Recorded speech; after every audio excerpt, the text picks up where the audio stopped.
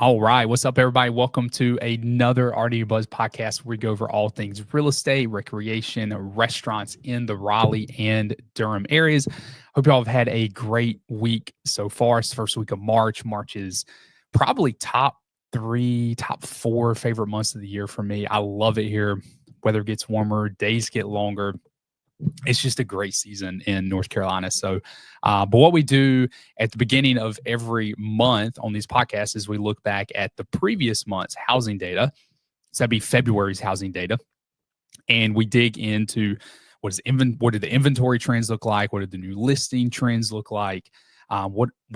What did the competition trends look like? We look at it from an MLS overall standpoint, but we also kind of niche it down to different towns and cities because everywhere is a little bit different. And just kind of get a good feel of where the market is going. And then I also got a couple of national stories to look at because the national housing market is obviously important, just like the local housing market is, even though our area can differ pretty significantly from other regions. But it's still important to kind of get an overall feel what's happening on local level, what's happening on the national level as well. So yeah, we're going to dig into that. Make sure to put in the comments below where you are joining from as well. And then any questions you have as we're going through this, drop them in the comments. And then obviously these are not live at this point in time. Hopefully that'll be something changing at some point this year. But you can still drop the comments below or questions below. And I do look at those after it's been posted. And that way, those questions I can take to the next live or the next podcast that we do and address those. So make sure to drop those down below. But with all that being said, we will dig right into some housing data. So I'm going to share my screen with y'all real quick. All right, so we'll start off with new listings. So we'll start MLS wide, then we'll kind of look at it from a more local area, some towns, and it varies drastically, and you'll see that here in a second. But MLS wide, and I won't say this again, but the MLS wide data, I mean, this is pulling from a significant geographical area. There's areas that this data is pulling from when you're looking at it MLS wide that Cindy and I don't even cover because of how far away it is. So this is covering a significant amount of area. So I just want to point that out because there's a pretty big difference again between the local areas once we kind of start breaking those down. But MLS wide inventory or new listings, how many new homes hit the market in the month of February? Increased 0.9%. So that's basically flat when you're looking area wide. I mean, 0.9% increase or 0.9% decrease. I mean, you're basically looking at a flat number. So new listings, how many homes hit the market February 2025 was about flat compared to February 2024. Which isn't ideal, honestly. You want to see that number and you want to see more listings hitting the market. So when we break this down to a more local level, we'll pull up Cary. Let's pull up, what do we want to pull up? Maybe Durham. Here, let's pull up Chapel Hill. We're going to plug Raleigh in here too. Sometimes I hate throwing Raleigh in here because it's such a larger area that it just throws off the chart, makes it sometimes hard because it compresses a lot of these smaller areas down here. But anyway, so again, looking at new listings for more specific areas. So if you're looking at Cary, new listings were down 22%, which is not ideal, especially if you are a buyer and you're looking in the Cary market and new listings are down 22%. That is not great. Durham, they were up 2%, so pretty small increase. Chapel Hill, also down 22%. If you're looking in Chapel Hill, that is not an ideal number. And then in Raleigh, they were up 6%. So Raleigh was kind of the healthiest of those markets as far as how many new listings were hitting the market. Just out of curiosity, I'm curious what it looks like from just a resale. So when you pull new construction out, Durham was actually a little healthier on this. Tilt this screen a little bit more over here. Durham was up 22%. So if you include new construction, Durham was up 2.5%. If you're looking at just resale only, Durham was up 22%. So that's actually pretty significant. But the Cary and the Chapel Hill markets were made even worse when you're just looking at the resale side. Cary went down to 29% decrease, in Chapel Hill a 25% decrease, February of 2024 to February of 2025, as far as how many new homes are hitting the market. So again, if you're a buyer and you're looking in the Cary market or the Chapel Hill market, seeing this data of 25% new listing, 25% less new listings hitting the market in February, that's not really a number that you want to see. You obviously want to see that number in the positive, because you want to see more homes hitting the market than last year, which gives you more opportunities to purchase a home in that market. So in general, new listings are kind of all over the place. Again, depends on what area you're looking in. We see some upward movement in some areas, and then the other areas we're seeing some downward trends. So what about inventory? So overall inventory, how many homes are for sale total on the market right now? So if you're looking MLS wide, this is actually a more positive number than new listings was. So MLS wide, February of 2025 to February of 2024, we saw a 27% increase in inventory. That is substantial, and that is really, really, really good news. Now, when you start to kind of break this down to more local level, we'll do the same areas. We'll do Cary. We'll do, what towns did I have? I had Durham. We had Chapel Hill. And we had Raleigh. So let's throw all these in here. All right, so inventory in general is looking a little better in these markets, with the exception of Chapel Hill. So Chapel Hill is holding, inventory went down in Chapel Hill. Homes for sale went down in Chapel Hill by 2% February of 2024 to February of 2025. So that's not an ideal trend that we want to see. And Chapel Hill is a tough market to buy in. I think for many, many reasons, Chapel Hill is one of the most challenging markets to buy in. One of those reasons is price point. A lot of folks look at Cary as the most expensive market in our region. It's not. Chapel Hill is. And then from a competition standpoint, and a lot of this goes to the inventory that we're seeing right now. From a competition standpoint, Chapel Hill is one of the most competitive markets that exists, and some of that's inventory related, but I think some of it's the homes that you find in Chapel Hill are sometimes very unique, and you can't really find them anywhere else outside of Chapel Hill. And so that breeds a level of competition that you don't necessarily see in other areas. I mean, we had a client last year looking in Chapel Hill, and you're talking in the middle of one of the slowest markets we had seen in nearly a decade in our region. And they were looking in Chapel Hill, and the competition we were facing in Chapel Hill was just insane. And I mean, this was in one of the slowest seasons of one of the slowest markets in the last decade. And the competition was just insane. And so anyway, to see inventory down year over year in Chapel Hill is not a number that you want to see if you are a buyer. If you're a seller, that's a number that that you could probably look at and be somewhat happy with. But if you're a buyer, that's not a trend that you want to see. So what about Raleigh?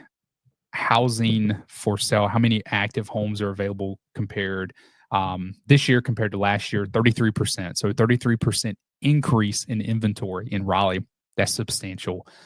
Cary a 24% increase. Durham a 31% increase. These numbers are massive. So massive increases in inventory year over year from February 2024 to February 2025. These are substantial.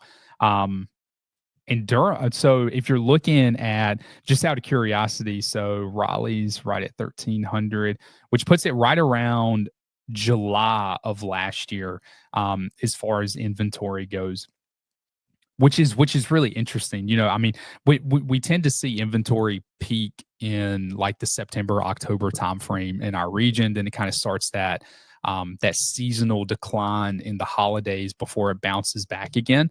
But it's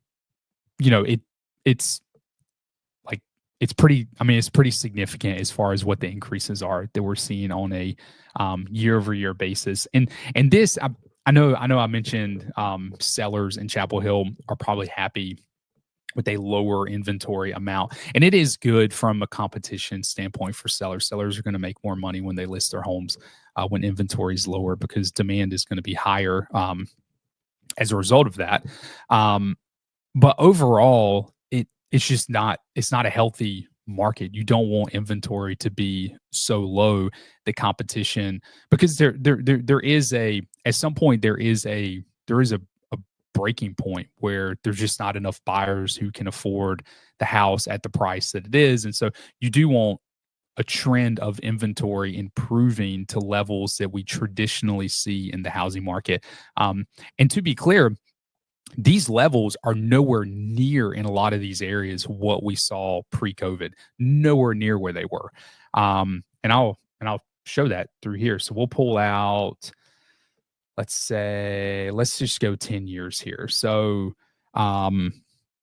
February of 2019 in Chapel Hill, February of 2019, there were 459 homes for sale. In February 2025, there's 165 homes for sale, not even close to where we were. So Raleigh is going to be, actually Durham is going to be the closest. Raleigh's going to be the second closest. So in Raleigh, there were 17 homes for sale, February of 2019. And in 2025, there's 1,300 homes for sale. So it's getting a little closer. Cary, again, this is another area, not even close. In Cary, there were 501 homes for sale in February 2029, or 2019, 2029. That's crazy to think about. But this year, 2025, 185. So 501 in 2019 homes for sale, 185 homes for sale this year. Not even close to where we were. Durham, though, Durham's right there at it. So Durham, February 2019, 780 homes for sale. This year, 716 homes for sale. Durham's not too far off as far as where they were from an inventory standpoint to pre-COVID levels. So Durham's the closest at hitting that number. But all this to say, again, this points out a couple of things. One, it points out how drastically different areas are in terms of like small local, like how local real estate is, right? That a Cary is significantly different than a Durham, or a Chapel Hill is significantly different than a Raleigh. But two, like, some of these areas in our region are starting to see a rebound in that inventory level. Raleigh is one area. Durham is another area where they're getting closer and closer to pre-pandemic levels of inventory, which essentially means just a more stable market in general. But you have other areas like a Chapel Hill, like a Cary, that are just so far off from where they once were. And so those are areas that are going to continue to remain pretty competitive for the time being until you start to see that inventory improve. And so that's why that new listing data is not ideal as well, especially for a place like Chapel Hill where inventory is already so low, and then new listings are seeing a trend downward, not upward. And so without obvious, I mean this is common sense, but without homes hitting the market, you're not going to see that inventory level begin to really balloon up to where it really needs to be. So yeah, so in general, a little bit of positive news on the inventory front as far as how many homes are actively for sale, and also a little bit of I guess, negative news depending on which area you're looking in. So what about competition? So with competition, there is a data point that I like to use, essentially asking, out of taking the original price, the list price of the home, what percent of that price on average did the seller receive? And so when you're looking at this, again, you're looking area wide, and you're seeing the average seller got 96, this is MLS wide, 96.8% of their list price, which essentially means the buyer got about 3.5% off of list price, which isn't a small number. I mean, that's a lot of money. And that is down 1.1%. So let's look at the same areas we've been looking at. So we'll look at Cary. We will look at Durham. We'll look at Chapel Hill. And we will look at Raleigh. I know some folks absolutely I love this data. I love nerding out on this. I think it's great. I think this is one of my favorite, like the first RD Buzz that we do every single month is probably my favorite. If you were to ask Cindy what her least favorite was, it would be this. And so she could just, I was about to say she'd care less about it. That's not accurate, but this is just not what she enjoys. So I know there's probably some viewers out there who are like, gosh, this is like the worst stuff you can talk about, but it's just really, I love it. It's really fascinating. So, all right. So we're going to be looking again, this is what percent of list price on average did the sellers get for their homes. So, and this tells us a little bit about competition in those areas. So in Cary, 99% is what they got. If you look at the median is probably more accurate. I know I was mentioning the average. Let's stick with the median. Median is probably a little more accurate. So not a huge difference in Cary. But Cary wasn't on average 99%. The median is 99.3%. So that's pretty close to list price. I mean, that essentially means the average buyer is getting roughly 0.5% off of the list price. In Durham, it's 97.3% is the median. So about a 3% decrease on average is what a seller is seeing in terms of what they're selling their home for.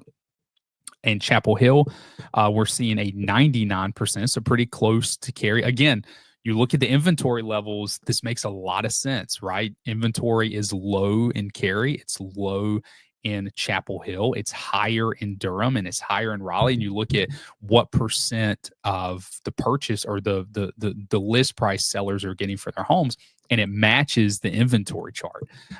Cary and Chapel Hill, they're getting almost what they're asking for, whereas Durham and Raleigh, they're getting a few percentage points off. So Raleigh is tracking pretty similarly to Durham at 97.6%. So about 2.5% off purchase price is what the median buyer is getting their home for in the Raleigh area. So in general, I mean, this is somewhat of a and so right here, I don't know if y'all can see. I know the chart is so stinking small on y'all's screen.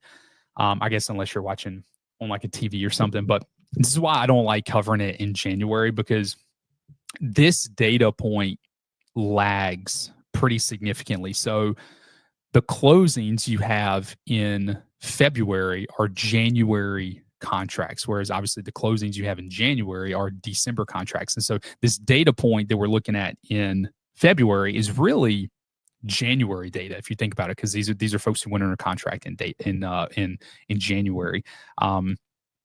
And so that's one of the reasons why I don't like this data point in January, because December is a really challenging month with the holiday season and just low demand in general. Buyers typically can get some pretty good deals. And so, but February comes around, we're starting to look kind of what the new year looks like. And so like, if you look at January's data on here, and again, y'all, there's probably no way you can see it, but like Chapel Hill, for example, the median buyer in Chapel Hill was getting a home for about 5% below list price in in January. Again, those were December contracts, and now you've seen that number jump up to 99% in February. So we're looking more at like, what does the spring market look like in our area, and it's pretty clear in Cary and in Chapel Hill, it's just a hotter market there than it is in other areas. And we feel that too. We had buyers who are looking in those areas that we're working with currently. We feel that. We feel that pretty significantly in those markets. So the data lines up with what we are seeing on the ground as far as how we're, when we're putting in offers for buyers and kind of what we're facing. So but yeah, so I mean, I think a few of the trends that we're looking, that we're seeing in the market right now are positive. And then I think, we're really, with the exception of new listings being down in January or in Chapel Hill, I think the data in general is pretty positive. I think, seeing inventory building year over year is something that I want to see, and that I think really probably the average person who's looking to buy or sell real estate should probably want to see as well. Just a return to a more normal housing market, and what that means too. I think gone are the days where you could buy a house and 2 to 3 years later, you've doubled the worth of your home.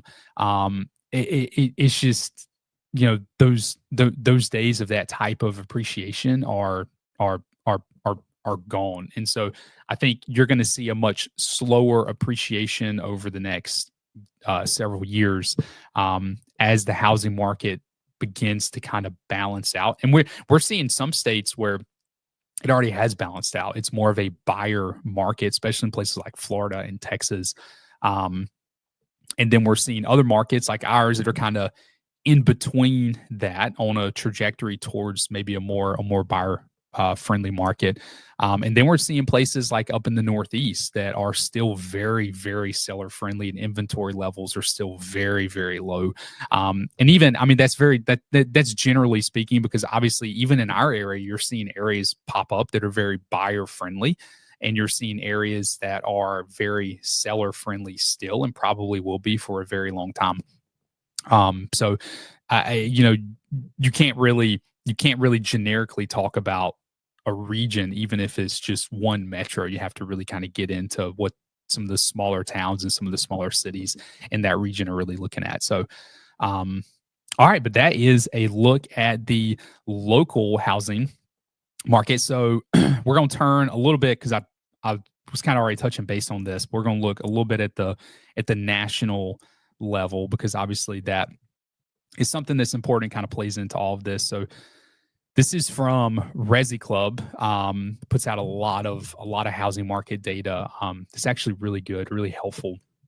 So right here you have 2025, and the reason this chart is important is this is 2024, 2023, 2021, and 2022. So 2025 is the best start in terms of inventory levels that we've had of any year since the beginning of 2020. And the beginning of 2020 was still kind of like a normal housing market. I know we typically compare, if you're looking at like pre-pandemic housing market data, you typically go back to 2019, because that was the last full year that we had that was pre-pandemic. But that beginning part of 2020 was still somewhat normal.